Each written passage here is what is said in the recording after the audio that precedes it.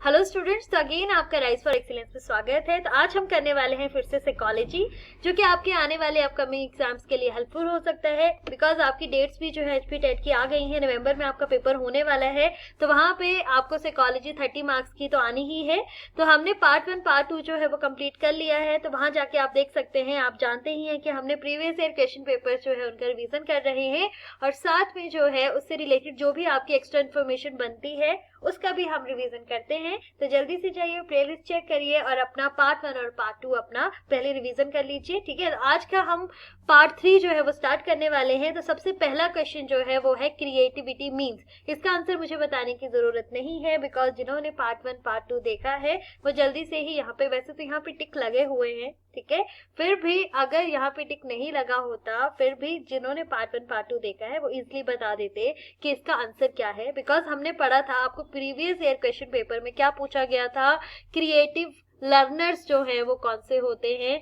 Creative learners वहां पूछा गया था, और हमने कहा था क्रिएटिव लर्नर्स हैं डाइवर्जेंट लर्नर्स, उनको बोला जाता है डाइवर्जेंट लर्नर्स। ठीक है, अब यहाँ पे क्रिएटिविटी क्या है, क्रिएटिविटी किसको बोला जाएगा, डाइवर्जेंट थिंकिंग से संबंधित है। डाइवर्जेंट का मतलब है कि अगर कोई प्रॉब्लम है तो जो आपका डाइवर्जेंट थिंकर होगा, ठीक है, वो लर्नर जो होगा वो क्या करेगा, वो अलग तरीके से हर सोल्यूशन को देखने की कोशिश करेगा कि ये सोल्यूशन भी हो सकता है इस प्रॉब्लम का, या ओवरऑल पूरा का पूरा देखने की कोशिश करेगा, डिफरेंट तरीके से सोल्यूशन ढूंढने की कोशिश करेगा। और जो कन्वर्जेंट थिंकिंग है, ठीक है, जो कन्वर्जेंट थिंकर है वो क्या करेगा, एक पर्टिकुलर बेस्ट सोल्यूशन देखेगा किसी भी पर्टिकुलर प्रॉब्लम का, तो वो आ जाएगा कन्वर्जेंट थिंकिंग में। ठीक है, क्रिटिकल थिंकिंग भी जो है वो डाइवर्जेंट के अंडर ही जो है वो यहाँ पे आ जाएगी। तो आपने याद रखना है, अगर आपको क्रिएटिव थिंकर्स पूछा जाएगा तब भी आपका डाइवर्जेंट से संबंधित होगा, क्रिएटिविटी पूछा जाएगा तब भी आपका जो है वो डाइवर्जेंट से ही संबंधित जो है वो होगा। तो इसका करेक्ट ऑप्शन है डाइवर्जेंट थिंकिंग। अब देख लेते हैं अगला, यहाँ पे अगला क्वेश्चन है मोटिव्स आर क्लासिफाइड एज। ठीक है, जिनको हिंदी का तो हिंदी में भी यहाँ पे देख सकते हैं। तो यहाँ पे ये जो आपका क्वेश्चन है वो मोटिवेशन से संबंधित है। मोटिवेशन से संबंधित है तो इसमें पहले ऑप्शन देख लेते हैं। फर्स्ट ऑप्शन है नेचुरल और आर्टिफिशियल।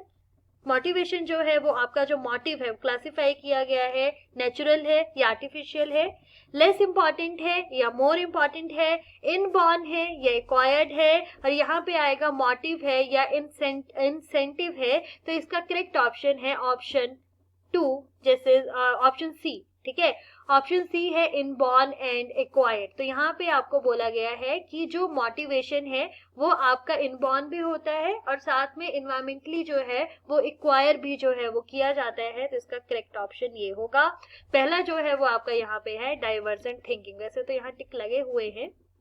चलिए, अगला क्वेश्चन यहाँ पे बोला गया है कि ह्यूमन मोटिव, ये भी आपका मोटिवेशन से संबंधित है।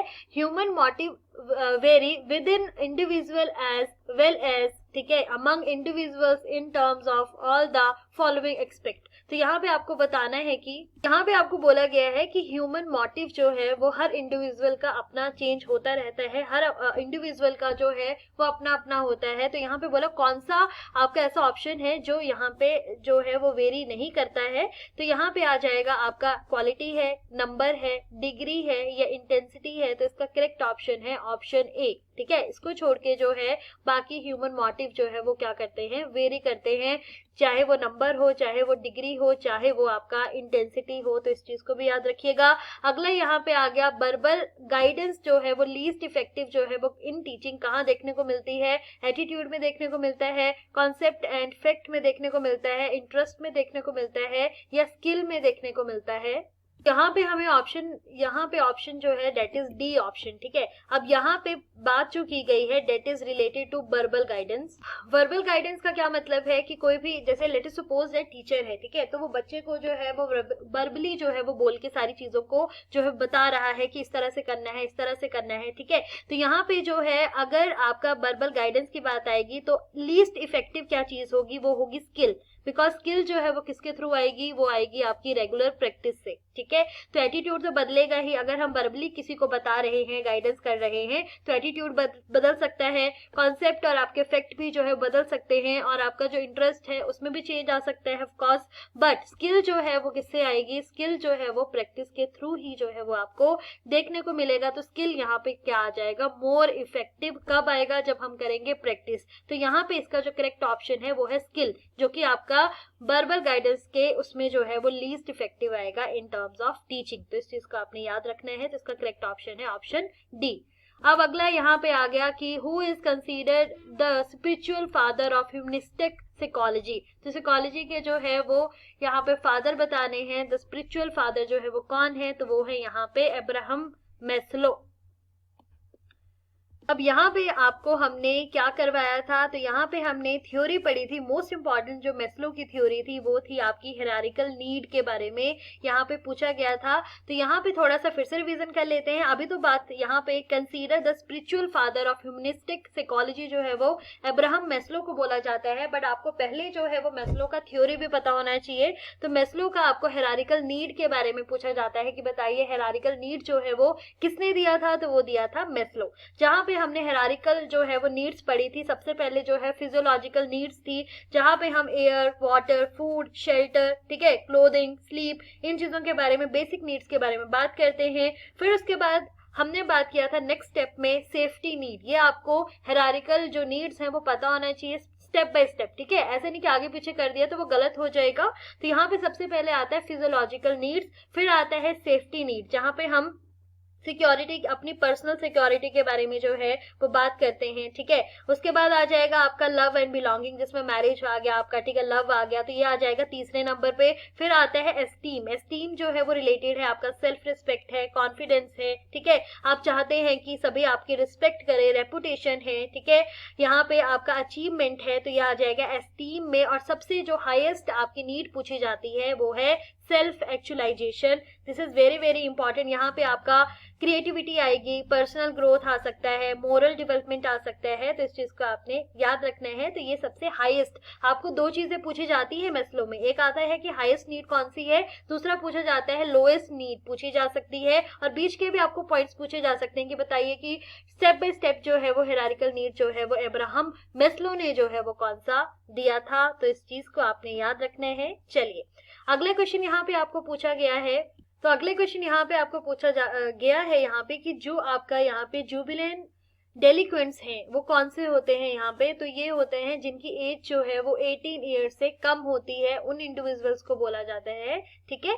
और यहाँ पे इस चीज को भी आप याद रखिएगा। उससे आपको यहाँ पे और भी पूछा जा सकता है कि यहाँ पे हमने एज के बारे में, डिफरेंट एज के बारे में पढ़ा था कि आपका गैंग एज किसमें आता है, प्लेवे आपका किसमें आता है, फिर यहाँ पे एडोलसेंट जो है वो आपका कौन सा है, ठीक है। तो ये चीज आपने पढ़ लेनी है, आपको पूछा जाता है, हमने पहले भी बताया था, तो आप पार्ट देख सकते हैं वहां पे और अपना रिवीजन कर सकते हैं। तो आपको पता होना चाहिए एज के अनुसार कौन सा जो पीरियड है वो कौन सा है, उसको क्या बोला जाता है। तो यहाँ पे जुवेनाइल डेलिक्वेंट है उनको बोला जाता है जो कि 18 से कम होते हैं। तो इस चीज को आपने याद रखना है। अगला यहाँ पे क्वेश्चन आ गया आपका बैकवर्ड चिल्ड्रन जो है वो कौन से हैं। अब यहाँ पे बैकवर्ड का क्या मतलब है कि जिनकी एबिलिटी तो बहुत है बट उनको प्रॉपर फैसिलिटीज जो है वो नहीं मिल पाई हैं, ठीक है, उनको बोलते हैं पिछड़े इलाके, ठीक है, बैकवर्ड चिल्ड्रन होंगे, ठीक है, जहां पे उनको उनका प्रॉपर जितना उनका एबिलिटी है, जितना उनका कैपेबिलिटी है, उसके अनुसार वो जो है वो काम नहीं उनको फैसिलिटीज मिल पा रही है, जिसके कारण वो अपना थोड़ा सा और इम्प्रूव कर सकें चीजों को। तो यहाँ पे देख लेते हैं कौन है।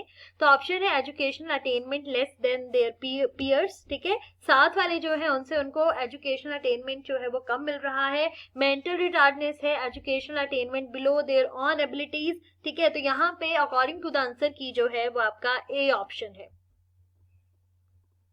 वैसे तो ये भी बन रहा है सी, ठीक है, कि अपनी एबिलिटी के अनुसार उनको कम वो मिल रहा है एजुकेशनल अटेनमेंट, बट यहाँ पे एजुकेशनल जो आपका attainment less than their peers है वो यहाँ पे लगाइएगा अकॉर्डिंग टू द आंसर की मैं आपको बता रही हूँ। अब यहाँ पे अगला आपको जो है इंक ब्लोट टेस्ट के बारे में जो है वो पूछा जाता है कि कितने नंबर ऑफ कार्ड्स जो हैं वहां पे होते हैं। तो यहाँ पे टोटल नंबर ऑफ कार्ड्स जो होते हैं दैट इज 3, ठीक है, सी आपका जो है यहाँ पे करेक्ट ऑप्शन है। तो सबसे पहले रोचक इंक ब्लॉट टेस्ट में आपको पूछा जा सकता है कि पहला क्वेश्चन क्या बनेगा, कितने कार्ड्स हैं। तो यहाँ पे कितने कार्ड्स हैं, यहाँ पे हैं आपके 10 कार्ड्स। ठीक है, फिर यहाँ पे दूसरा क्वेश्चन आपको क्या पूछा जाएगा, दूसरा क्वेश्चन यहाँ पे आपको पूछा जाएगा कि ये किससे संबंधित है। तो ये है कि एक्सेस करना पर्सनैलिटी एंड कॉग्निटिव फंक्शनिंग को। याद रखिएगा, आपको अगली बार ये भी पूछा जा सकता है कि रोचक इंक ब्लॉट टेस्ट जो है वो किससे संबंधित है। तो ये पर्सनैलिटी और कॉग्निटिव फंक्शनिंग से संबंधित है। अब थोड़ी सी बात कर लेते हैं कि कौन कौन से कलर के जो है वो कार्ड है, ये भी पूछा जा सकता है। तो 5 कार्ड यहाँ पे ब्लैक होते हैं, याद रखिएगा। 2 कार्ड जो है वो ब्लैक है और रेड है, ठीक है, मिक्स है। और यहाँ पे आपका 3 जो आपके कार्ड होंगे वो कलर्ड होंगे, ठीक है, सभी होंगे उसमें थोड़े थोड़े। तो इस चीज को भी आप याद रखिएगा। 5 ब्लैक हैं, जो 2 हैं वो ब्लैक भी हैं और थोड़े रेड भी हैं, और जो 3 बच गए वो कलर्ड हैं। तो ये 3 क्वेश्चन आपके यहाँ से बनते हैं। चलिए अगला क्वेश्चन यहाँ पे है आपका, what is the formula of calculating educational quotient जो है उसका फॉर्मूला यहाँ पे बताना है। तो इसका फॉर्मूला है option A, that is educational quotient upon, क्या बोलेंगे, सी ए का क्या मतलब है।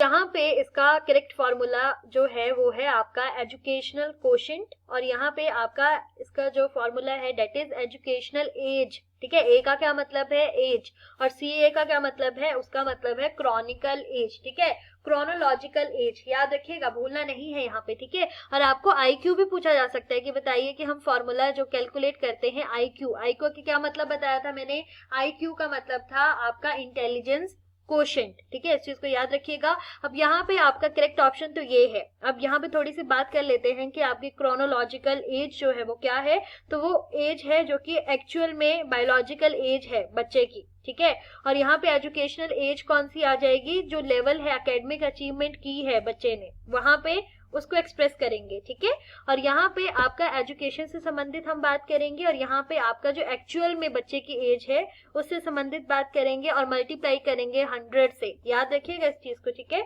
और दूसरा जो है अभी मैंने बात की आईक्यू की, तो इसमें आएगा मेंटल एज, MA आएगा। ठीक है, ऊपर, और नीचे जो है वो सेम ही आएगा, क्रोनोलॉजिकल एज, और ऊपर आएगा मेंटल। ठीक है, और इंटू 100। तो आपको पिछले वाले क्वेश्चन में जो है वो ये भी पूछा गया था आईक्यू। तो आईक्यू का फॉर्मूला क्या आएगा, mental as upon chronological age into 100, और यहाँ पे एजुकेशनल क्वोशिएंट पूछा गया है। तो देख सकते हैं MA और EA जो है वो चेंज हुआ है, और जो आपका क्रोनोलॉजिकल एज है वो सेम ही है, और मल्टीप्लाई किससे करना है, 100 से करना है। तो आप इसको याद रखिएगा। ठीक है, अगला यहाँ पे देख लेते हैं क्या क्वेश्चन पूछा गया है। तो अगला यहाँ पे क्वेश्चन पूछा गया है कि what are the different type of individual difference जो है वो कितने तरह के हैं, 2 तरह के हैं, 3 तरह के हैं, 5 तरह के हैं, या 10 तरह के हैं। तो इसका करेक्ट ऑप्शन है ऑप्शन ए, दैट इज 2। ठीक है, यहाँ पे ऑलरेडी आंसर आपको पता लग ही रहा है। तो यहाँ पे इंडिविजुअल डिफरेंस की बात की गई है। कोई भी जो इंडिविजुअल है, हर कोई एक दूसरे से क्या है, डिफरेंट है। ठीक है, चाहे वो मेंटली देखें, फिजिकली देखें, पर्सनैलिटी वाइज देखें, तो ये सब इसमें आएगा। तो हम यहाँ पे अकॉर्डिंग टू आंसर की बात करें तो उसका आंसर है 2।